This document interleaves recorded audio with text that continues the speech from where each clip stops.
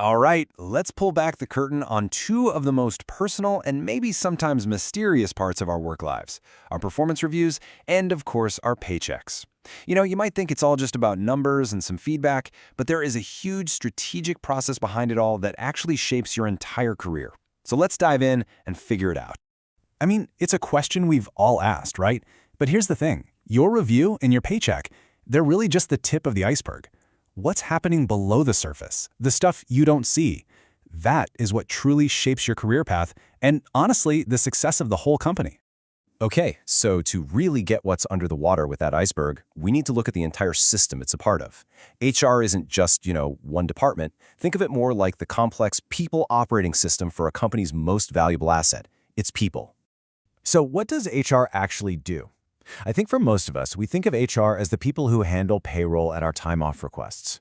But really, beyond all those day-to-day administrative tasks, HR is responsible for this huge range of strategic functions.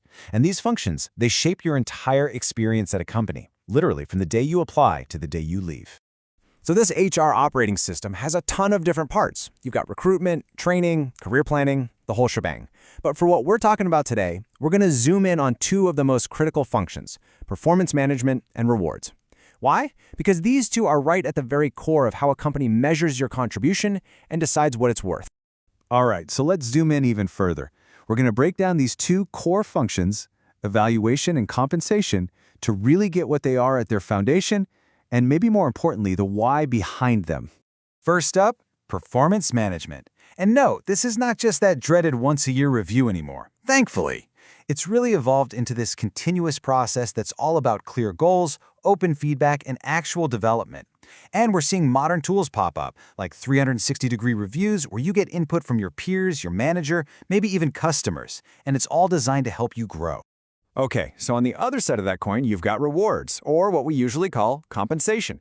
And listen, it's so much more than just a salary. It's the entire system of benefits, we're talking financial and non-financial stuff here, that a company uses to attract the right people, keep them motivated, and hopefully convince them to stick around for the long haul. But that leads to the million-dollar question, doesn't it? How does a company actually decide that one job is worth more than another? Well, it's not just a guessing game. It's not arbitrary at all. There's a pretty technical process behind it all to make sure things are fair and to create a logical structure inside the company. And here's a look at how they do it. HR uses these really systematic methods, like they might rank jobs by how much they contribute, or classify them into different groups, or even use a point system to score roles on things like problem-solving skills. But no matter the method, the goal is always the same. Create a fair structure where similar jobs get rewarded in a similar way. It's all about that internal equity. Okay, so all these functions we've been talking about, they don't just exist in a vacuum. They're all part of this deliberate architecture. You can think of it as a grand design that connects everything HR does right back to the company's biggest goals. And this really shows you the evolution, the before and after. HR has shifted from that old view of personnel administration, which was all about transactional stuff like paperwork and leave records, to this new view of strategic human resource management. And today, it's a totally transformational role that is directly driving the company's performance and its success. So this whole integrated framework is what we call the HR architecture. And the best way to think about it is as the master blueprint for that entire people operating system we mentioned earlier. Its job is to make sure every single HR activity, from hiring someone to when they retire, is working together in harmony to hit the company's main goals. And this architecture basically rests on three core pillars. First, you have the strategy. That's the big why behind every decision.